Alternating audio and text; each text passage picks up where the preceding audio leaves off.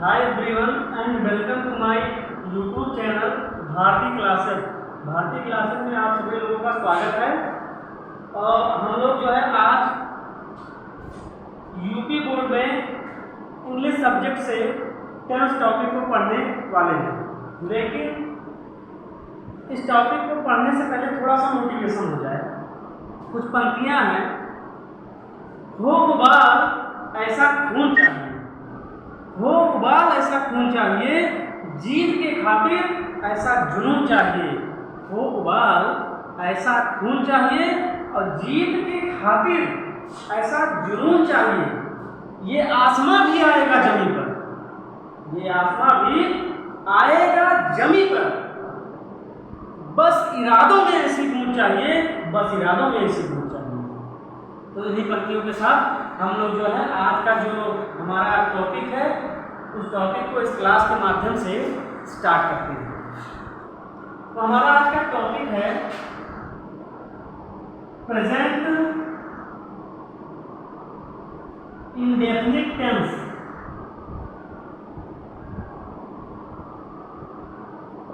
हमारा आज का जो टॉपिक है वो प्रेजेंट इंडेफिनिट टेंस है। जी हाँ, प्रेजेंट इंडेफिनिट टेंस के बारे में हम लोग आज अध्ययन करेंगे। तो सबसे पहले इस टेंस को पढ़ने से पहले हम लोग इसके पहचान के बारे में चर्चा कर लेते हैं।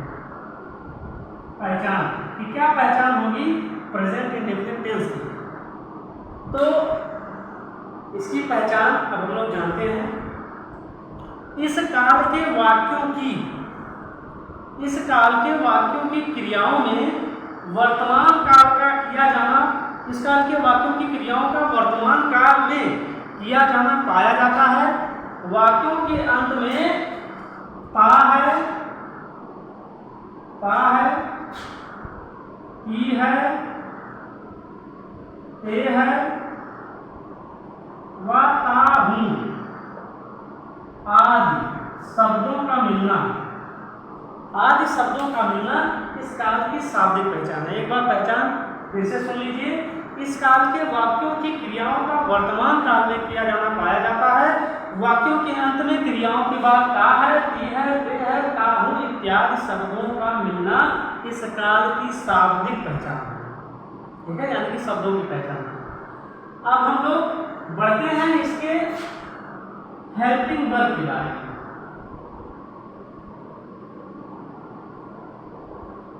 हेल्पिंग वर्ब के बारे में हम लोग पढ़ेंगे कि हेल्पिंग वर्ब क्या है। सहायक क्रिया, हाँ, हेल्पिंग वर्ब यानी कि सहायक क्रिया। प्रेजेंट इंडेफिनिट टेंस में कौन कौन सी सहायक क्रियाओं का प्रयोग किया जाता है।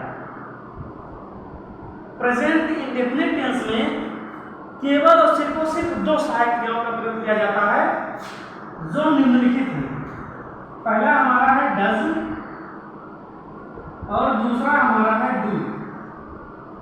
ठीक है, कब डज का प्रयोग करेंगे, कब डू का प्रयोग दिए गए सेंटेंस में करेंगे, इसको भी जान लेते हैं।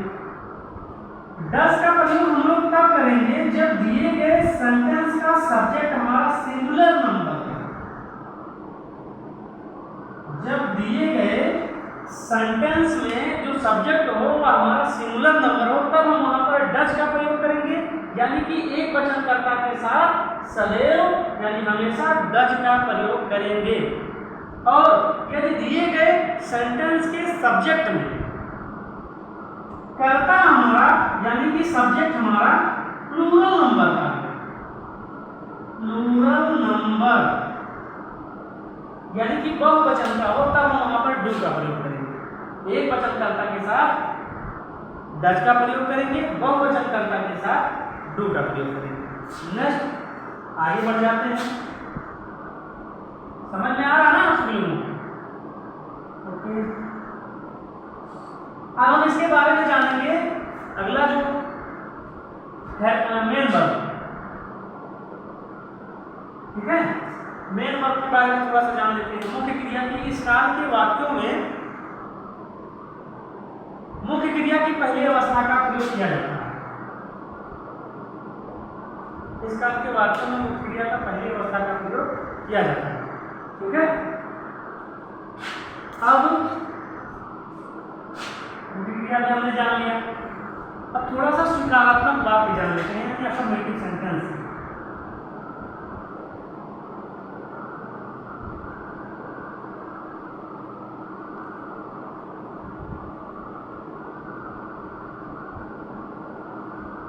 प्रेजेंट इंडेफिनिट टेंस के अफर्मेटिव सेंटेंस का अनुवाद हम लोग कैसे करेंगे? प्रेजेंट इंडेफिनिट टेंस के अफर्मेटिव सेंटेंस यानी सकारात्मक वाक्यों का अनुवाद करते समय सबसे पहले हम लोग कर्ता लिखेंगे। सबसे पहले हम लोग सब्जेक्ट लिख देंगे, यानी कि कर्ता, धन या प्लस मेन वर्ब की फर्स्ट फॉर्म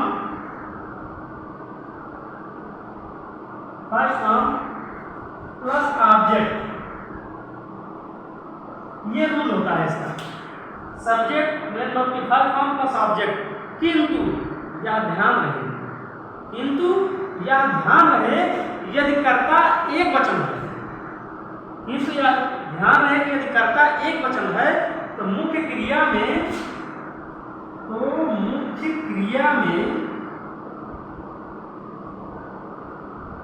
एस, ईएस तथा आईईएस जोड़ने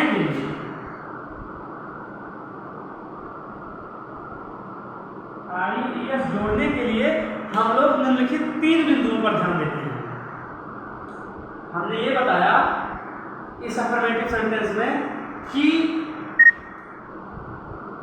प्रेजेंट इंडेफिनिट टेंस के अफर्मेटिव सेंटेंस का अनुवाद करते समय सबसे पहले सब्जेक्ट, इसके बाद मुख्य क्रिया की पहली अवस्था, ठीक है, इसके बाद ऑब्जेक्ट यानी कर्म का प्रयोग कर देते हैं। किंतु यह ध्यान रहे यदि कर्ता हमारा एक वचन हो तो मुख्य क्रिया की पहली अवस्था में एस, ईएस तथा आईईएस जोड़ने के लिए निम्नलिखित बिंदुओं पर ध्यान देते हैं। तो पहली पॉइंट कौन सी है इसमें? पहली पॉइंट ये है कि जिन क्रियाओं का अंतिम अक्षर एस, सीएच, डबल एस या ओ पाया जाए, जिन क्रियाओं का अंतिम अक्षर एस, सीएच, डबल एस या ओ पाया जाए तो उसमें हम क्या करेंगे? ईएस जोड़ देते हैं। ईएस जोड़ देते हैं। दूसरा पॉइंट हमारा क्या है, यानी पॉइंट नंबर 2 ये कहता है कि जिन क्रियाओं का अंतिम अक्षर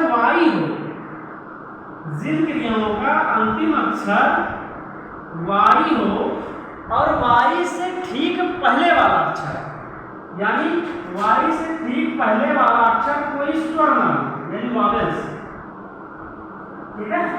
वाई से ठीक पहले वाला जो अक्षर बैठा है वह कोई स्वर ना हो। स्वर का मतलब ए, ई, आई, ओ, यू, इन पांचों में से कोई लेटर ना हो, ठीक है। तब हम क्या करते हैं? इस वाई को हटा देंगे यहाँ से। वाई को हटा करके इस वाई के स्थान पे आईईएस जोड़ देते हैं। इस वाई के स्थान पर आईईएस जोड़ देते हैं। दूसरा नियम ये कहता है। और तीसरा नियम ये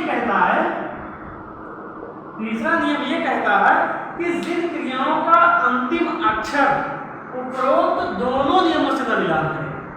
पहले मतलब ये है S, CH, double S, X या ओ ये ना पाया जाए, ठीक है। और दूसरा अंतिम अक्षर इसमें वाई ना पाया जाए, यानी इसमें पहला और दूसरा नियम बिल्कुल उससे मिलता जुलता ना हो। तब उसमें हम क्या करेंगे? केवल यस लगा देंगे। चलिए एक आध एग्जाम्पल इसके संदर्भ में हम लोग देखते हैं, तब समझ में आएगा। थोड़ा सा एग्जाम्पल देख लेते हैं इसके बारे में। साथियों जैसे लिखा गया है, हमारा पहला एग्जाम्पल है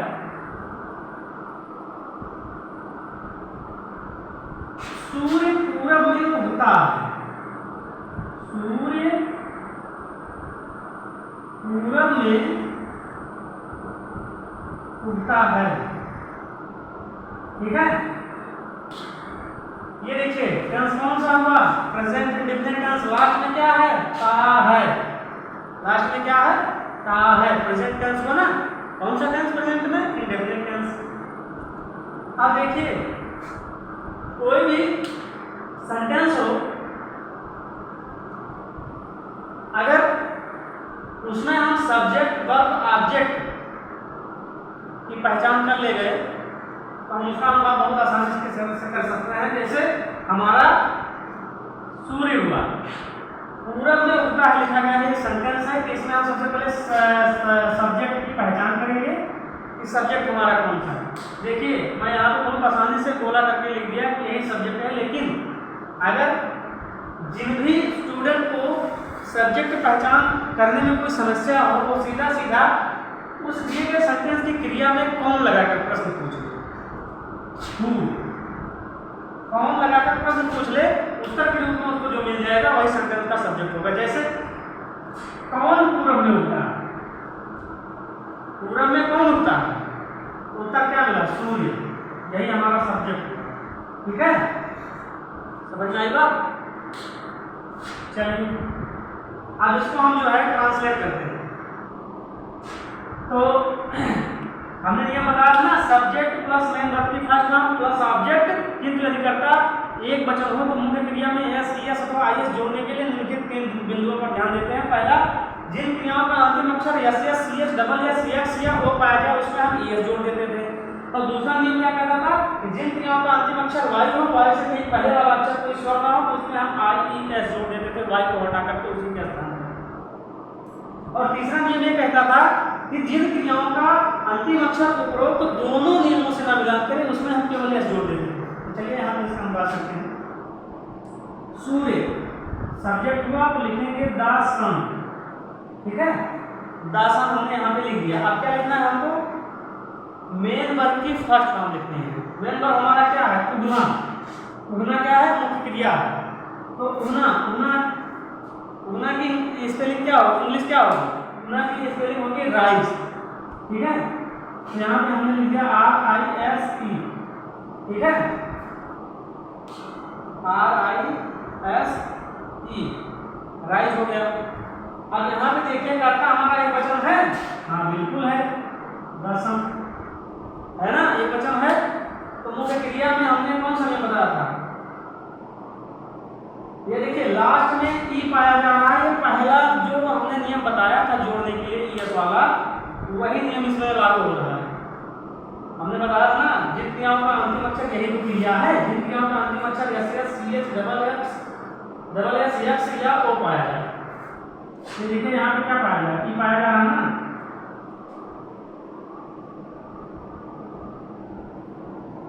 नहीं लागू होगा, पहला नियम नहीं लागू होगा इसमें, इसमें से कुछ भी नहीं पाया जा रहा, ठीक है। ये पहला नियम यहाँ पर फेल हो गया। दूसरा नियम पे आ जाते हैं, वाई भी नहीं पाया जा रहा, ठीक है, वाई भी नहीं पाया जा रहा। तो हमारा नियम क्या कहता था, जब उपरोक्त दोनों नियम में मिलान करें तो उसमें हम क्या करते थे, यस जोड़ देते थे। यस हमने जोड़ दिया, आगे हो गया राइजेज, क्या हो गया, राइजेज। और कहाँ होता है, तो पूरब में, पूरब में, ठीक है, पूरब। यहाँ लिखेंगे in the east, the sun rises in the east, ये सेंटेंस सही हो गया। दूसरे सेंटेंस पे आते हैं,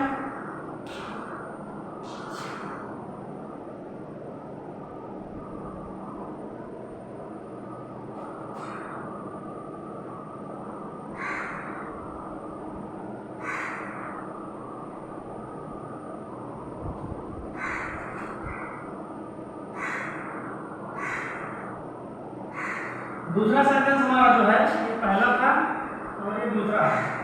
दूसरा सेंटेंस हमारा है, राकेश उस मैदान में खेलता है, ठीक है। तो देखिए लास्ट में क्या है मेरा, प्रेजेंट इंडेफिनिट टेंस हो गया। अब इसका अनुवाद हम लोग कैसे करेंगे, कौन सा सेंटेंस है, सेंटेंस का कौन सा टाइप है, अफर्मेटिव सेंटेंस है, वही रूल लागू होगा, सब्जेक्ट प्लस मेन वर्ब की फर्स्ट फॉर्म प्लस ऑब्जेक्ट, ठीक है। तो यहाँ पे हम बात करने जा रहे हैं, इसको लिखेंगे सब्जेक्ट हमारा कौन सा होगा, राकेश, कौन उस मैदान में खेलता है, राकेश उत्तर मिला, यही सब्जेक्ट हो गया, ठीक है, यही क्या हो गया, सब्जेक्ट हो गया,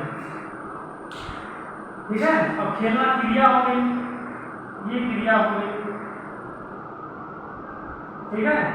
उस मैदान में ये क्या हो गया, ये प्लेस हो गया, ये क्या हो गया, प्लेस।